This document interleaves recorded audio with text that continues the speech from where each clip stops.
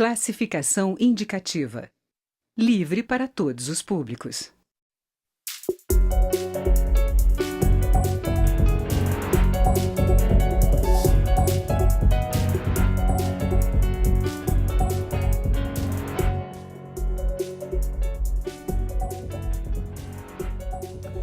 Muita gente acha o tema da reforma tributária complicado, mas reparando bem, é tão simples que parece até óbvio demais. Quanto mais se vende, mais se compra. E para vender mais ou comprar mais, é fundamental que os tributos sejam baixos, sem deixar naturalmente de ser justos. Quanto menos o empregador gasta com impostos sobre a folha de pagamentos, mais gente ele contrata, ou seja, aumenta o número de empregos. E quanto mais simples o sistema de cobrança e pagamento de tributos, mais a economia fica ágil e ativa, facilitando investimentos, produzindo riquezas e melhorando a qualidade de vida das pessoas. Tudo isso justifica a atenção que vem sendo dada à reforma do sistema tributário, um projeto que vem atravessando décadas sem ser apreciado na sua integralidade. Mas tudo indica que agora é para valer. Para debater o tema, nós recebemos do Câmara Debate os deputados Júlio César, do PSD do Piauí, e Eduardo Bismarck, do PDT do Ceará, que eu gostaria desde logo de agradecer pela gentileza de terem atendido ao nosso convite. Deputado, o senhor acredita que esse projeto, essa emenda que está aí já prontinha, ela tem chances de sucesso? Olha, Paulo, eu acredito que sim. A gente vive o Brasil, um dos piores sistemas tributários do mundo, que pela sua complexidade e pela própria normatização, não só através do Congresso, mas através de algumas portarias que complicam a vida do empresário, do cidadão comum e, como você mesmo disse, atrapalham os investimentos, atrapalham a velocidade da economia. Essa reforma, por outro lado, ela traz uma simplificação.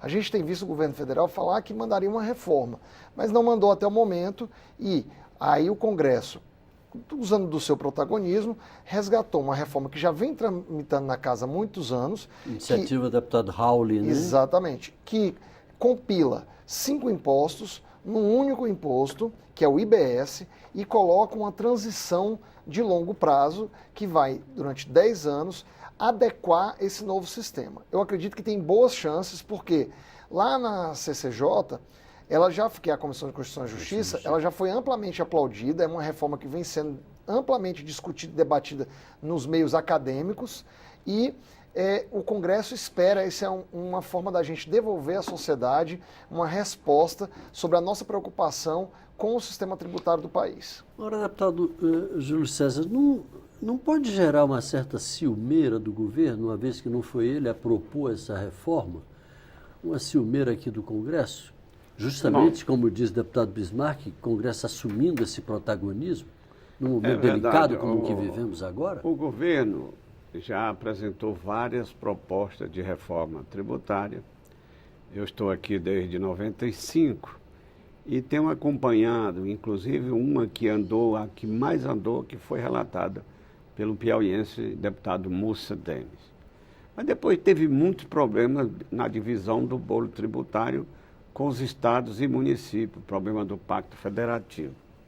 Então, esta reforma, que é do Rauli, e que também o Baleia Rossi também assumiu, na minha avaliação e pelo que eu conheço até agora, foi a mais factível de se aprovar. Por quê? Porque ela, por exemplo, simplifica, como disse o Bismarck, aqui o sistema tributário, dá mais eficiência, diminui a sonegação, aumenta a capacidade de controle da sonegação por parte da Receita e, consequentemente, mesmo diminuindo, aumenta a arrecadação. O problema é a divisão com os entes federados. Em 88... nós não teríamos que passar por uma outra reforma, que seria exatamente essa reforma relativa à questão da importância de cada um desses entes federados que o senhor se refere? Em 88, quando houve a Constituinte, os municípios ficaram com 20% do bolo tributário brasileiro.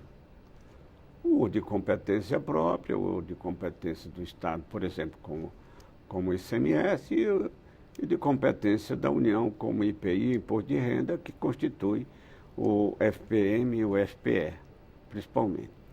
Aí foi caindo. O governo aumentou naquela época a participação dos entes federados e foi transferindo responsabilidade para os municípios, principalmente para os municípios.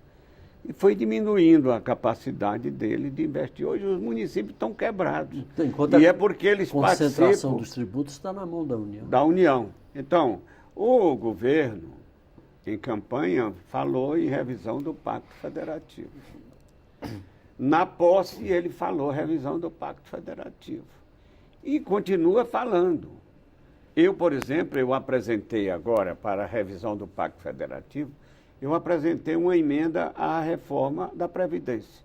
A emenda número 4, que prevê o compartilhamento da CSLL, que era um imposto de renda à pessoa jurídica em 88, e a União criou com o nome, tirou do imposto de renda para botar como contribuição, porque as contribuições não são divididas.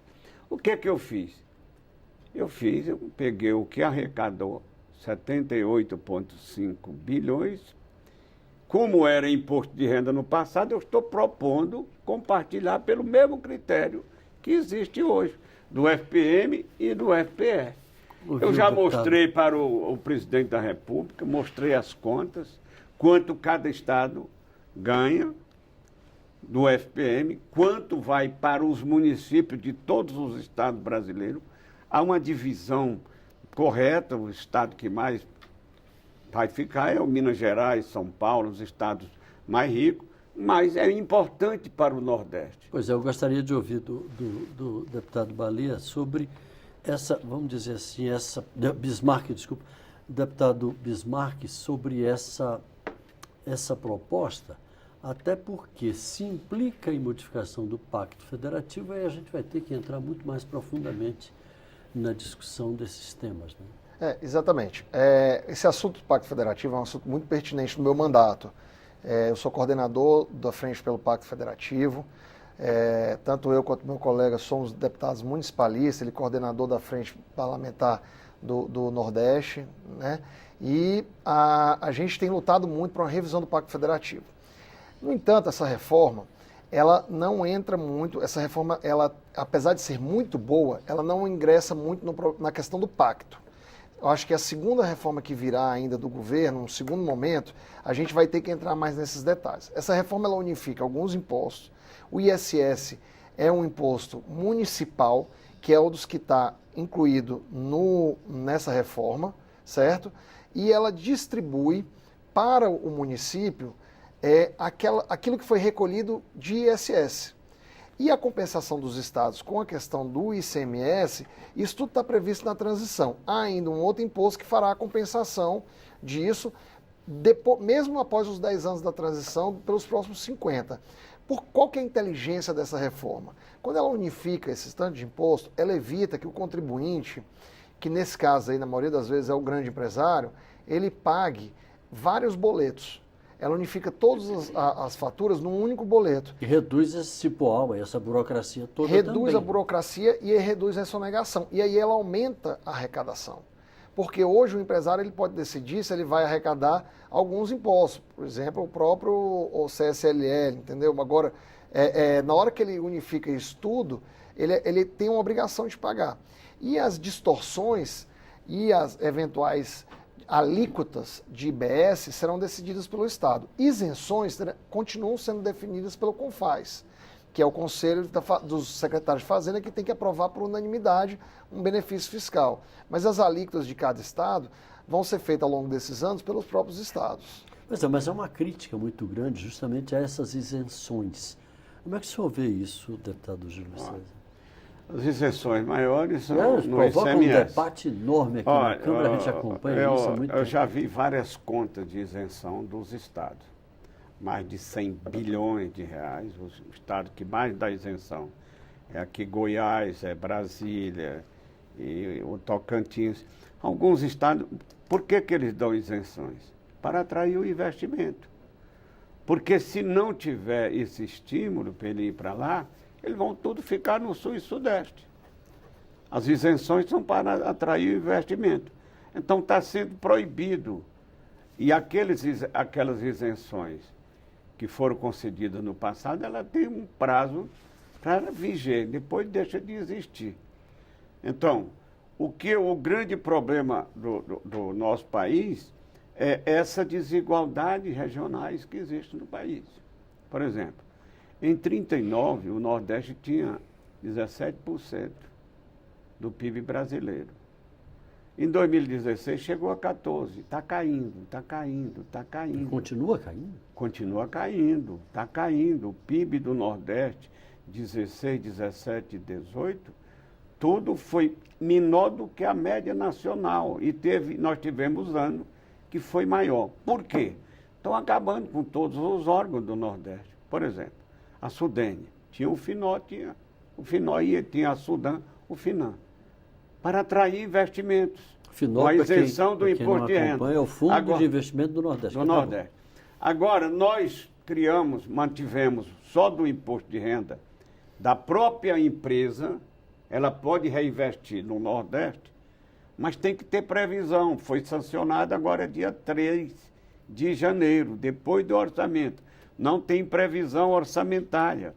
Eu participei agora da reunião da Sudene, lá em Recife, e o governo está criando dois planos de desenvolvimento regional. Foi uma festa e tudo, mas não disse de onde vem o dinheiro. Eu não acredito em plano que não tenha fonte de financiar. Por exemplo, o Finó tinha o imposto de renda. Então tem que dizer, eu estou questionando esses planos de desenvolvimento regional para beneficiar principalmente o Nordeste, que é a região mais pobre do Brasil e é a segunda região mais populosa do país, para diminuir essa diferença entre ricos e pobres existentes em nosso país. Você vê aí, o DENOX está se acabando, precisa. Nós aprovamos aqui, por exemplo, 400 milhões para o DENOX. Aí o governo libera 40 para administrar 327 açudes. Por isso que tem problema de manutenção de açude aqui, ameaçando a vida do povo nordestino. Então, nós temos uma desigualdade muito grande. Mas quanto à tributação, nós queremos que seja tratado os desiguais desigualmente, mas privilegiando os mais pobres, para um dia termos a pretensão de diminuir a diferença entre ricos e pobres em nosso país. Bom, nós vamos a um intervalo. Na volta, eu gostaria de tratar dessa questão da guerra fiscal, que a gente já passou aqui de raspão, e a questão dessas diferenças aí, como Zona Franca, etc., que tem um incentivo muito grande, enquanto as outras regiões não têm. Vamos tratar disso daqui a pouco. Nós vamos ao intervalo. Hoje o Câmara Debate recebe os deputados Júlio César, do PSD do Piauí, e Eduardo Bismarck, do PDT do Ceará, e o tema é a reforma tributária. Voltamos já.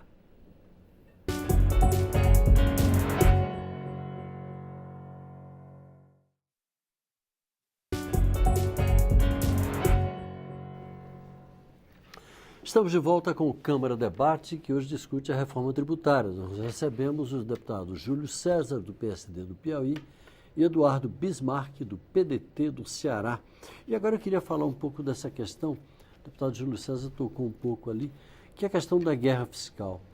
Essa reforma, esse projeto, da forma como ele está concebido, a seu ver, deputado Bismarck, ele consegue enfrentar e dar algum encaminhamento de solução a essa questão da guerra fiscal? Olha, eu acho que ele resolve em boa parte o problema da guerra fiscal. Hoje, em grande parte, quem perde são os estados nessa briga, porque as empresas ficam fazendo leilão com os estados e com os municípios para onde que eles vão. E aí as grandes empresas. Onde tem imposto mais barato. Aonde tem imposto mais barato. E acaba que quem perde é o município que tem que ceder um terreno muito grande, valoroso, o estado que vai abrir mão de suas receitas, claro, trazendo benefícios como emprego e muitos outros, e arrecadação, por outro lado, da gente assalariada, mas é uma guerra fiscal que não traz tantos benefícios. O que essa reforma traz de inovação?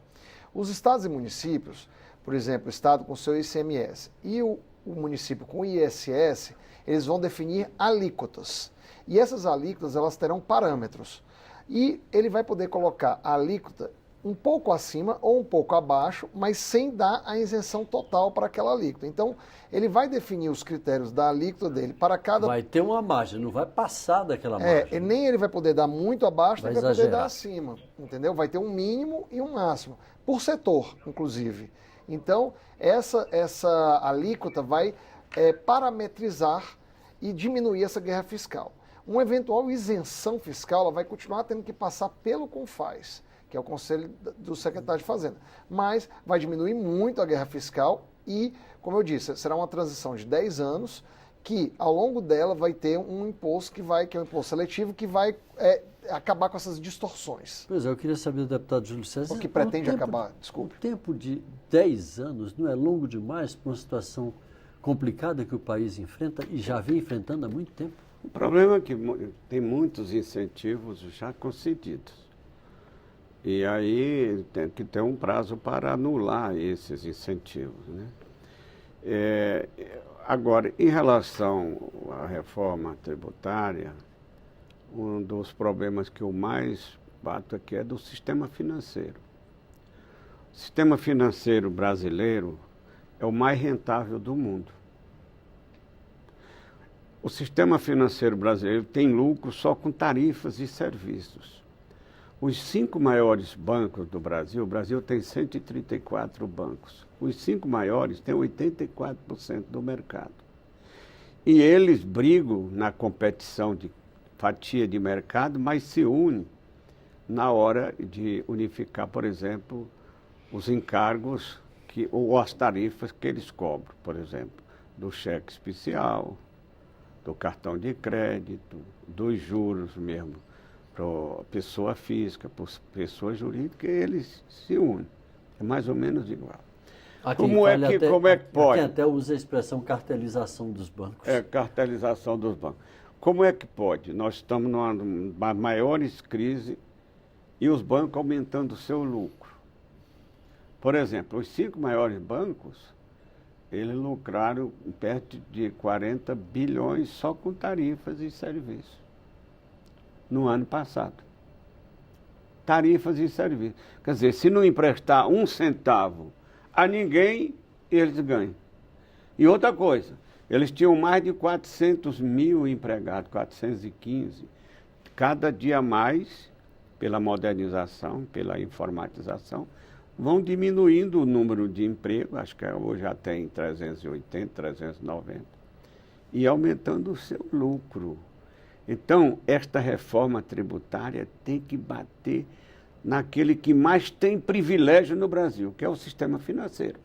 Inclusive 2 do governo, o Banco do Brasil e a Caixa Econômica.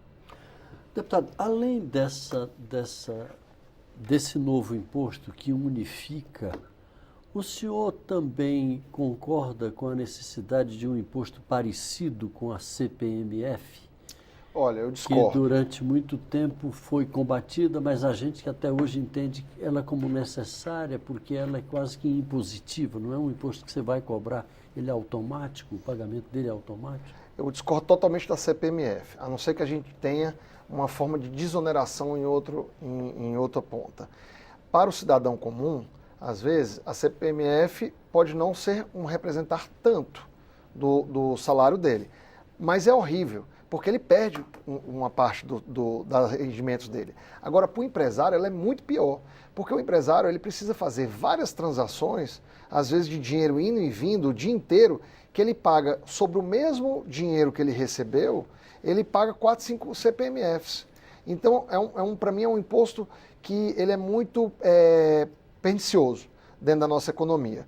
É bom para quem arrecada, que é o governo para o leão, que é sempre bom para o leão, né? Mas é muito ruim para quem paga. A gente precisa pensar em formas mais criativas e melhores de ter recursos na mão do governo. Você quer um exemplo? Num determinado momento do nosso país, historicamente, foi muito importante que a gente criasse formas para que aquecesse mercados que a gente não tinha, porque nós éramos um país muito pobre, até 90, alguma coisa assim, que foi, por exemplo, permitir compra de aeronaves, compra de embarcações num formato mais facilitado. Hoje em dia é impensável que um barco, um iate, um avião, um jato não pague um imposto equivalente ao IPVA. E isso, eu tenho certeza que esse Congresso, nós iremos mudar essa realidade. Um jet ski que custa 40, 50 e tem até de 100 mil reais, também tem que pagar um imposto, ainda que menor, porque é um objeto de lazer e é uma indústria relativamente nova no país, mas tem que pagar. E aí, além disso, muito fortemente, nós precisamos combater essa cartelização bancária, na minha opinião. Nós temos 5 bancos, 2 deles públicos, o Banco Brasil e a Caixa Econômica, e 3 outros bancos privados, o Santander, o Bradesco e o Itaú, que congregam aí 9 famílias que tiram dos seus bancos, dos seus dividendos de SA, bilhões por trimestre e não pagam um centavo em cima disso, porque não há contribuição sobre dividendos. Você acha, deputado Júlio César, que tem chances nesse momento de se avançar sobre esses bancos? Olha que eles formam aqui, a gente sabe, um lobby muito forte aqui no Congresso. O lobby é forte, aliás, é o segmento que tem o lobby mais forte. E mais, eu estou aqui há mais de 10 anos combatendo o sistema financeiro brasileiro, mas eu não vejo nenhuma autoridade do sistema tributário preocupado com isso, eu não vejo. Veja bem, aqui o Bismarck falou na CPMF. Ele concorda desde que seja desonerado e não aumente a carga tributária. Eu concordo plenamente contigo. Porque a CPMF é um imposto de arrecadação. Não tem custo. Automático. E outra coisa, não tem sonegação. Ninguém pode sonegar. Automático. Então, no Brasil, há uma estimativa aí de 400, 500 bilhões sonegados. Antigamente, por cada um arrecadado, era outro sonegado. Hoje já diminuiu muito, mas ainda tem muito. A CPMF não há sonegação. Mas outro problema do Brasil são os incentivos fiscais. Incentivo fiscal, o governo é contra, mas não tem coragem de enfrentar. Por exemplo, Zona Franca de Manaus. A Zona Franca de Manaus... O que acontece? Lá, todas as indústrias da Zona Franca compram sem pagar imposto e vendem sem pagar imposto. E há uma renúncia de 25, 27, já chegou até 28 bilhões só dos tributos federais, fora os tributos municipais e os estaduais. Então, e agora o Supremo deu um ganho de causa à Zona Franca, que eles vão compensar, inclusive, o imposto que ele não pagou dos insumos que eles importaram. Vai também compensar, vai aumentar os incentivos entre 8 e 10 bilhões de reais. Pois é, mas... A Zona Franca é de uma cidade de 2 milhões de habitantes. Os incentivos do Nordeste é de 56 milhões de habitantes.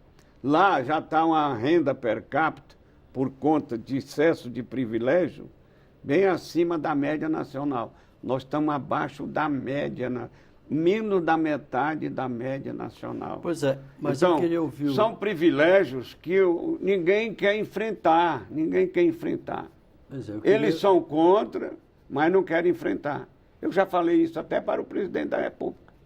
Queria ouvir o deputado Eduardo Bismarck sobre esse aspecto, até porque a Zona Franca é considerada estratégica para a manutenção da floresta amazônica, esse bem de importância mundial. Mas o formato dela, como critica o deputado Júlio César, precisa ser modificado? Olha, quer dizer, o sistema de incentivos? Eu queria, Paulo, me permita, só começar respondendo uma pergunta que você fez ao meu colega deputado Júlio César, a respeito da questão dos bancos. Eu acho que é chegada a hora, esse Congresso e o governo do país não pode mais esperar para resolver essa questão. A gente tem que arrecadar mais dessas grandes instituições financeiras que hoje lucram muito e não devem nada à sociedade. E acabam aumentando muito a disparidade entre o rico e o pobre. Então a gente precisa, esse Congresso não será um Congresso vitorioso, esse governo federal não será um governo federal vitorioso se não avançar sobre essas medidas. Não podemos mais esperar. Com relação, obrigado por esse momento, mas com relação à questão da Zona Franca, eu acho que a Zona Franca é muito importante, o modelo dela para a Amazônia é muito importante e temos que criar novas medidas, novas zonas francas em outros lugares do país. Eu mesmo apoiei a criação de uma zona franca no semiárido, nosso lado do Ceará, no Vale do Salgado. Acho que temos que abrir outras, assim como eu acho também que temos que investir em novos projetos que gerem mais arrecadação, como a liberação de cassinos e tantas outras medidas que a gente pode conseguir uma arrecadação maior para o nosso país. E assim desenvolver, gerar mais emprego e renda para todos nós. Bom, infelizmente nosso tempo chegou ao final. Foi rápido demais. Próxima vez a gente vai ampliar esse programa, deputado Júlio César. Você está reclamando. Foi um prazer. Aqui. Infelizmente a gente vai ter que encerrar. Eu gostaria de agradecer a gentileza do comparecimento dos dois. O Câmara Debate fica por aqui. Hoje discutimos a reforma tributária com a participação dos deputados Júlio César, do PSD do Piauí, e Eduardo Bismarck, do PDT do Ceará, aos quais queremos agradecer pela presença. Se quiser assistir de novo a este ou a qualquer outro programa da TV Câmara, basta acessar o nosso site ou entrar no YouTube. Obrigado pela audiência, um grande abraço e até a próxima.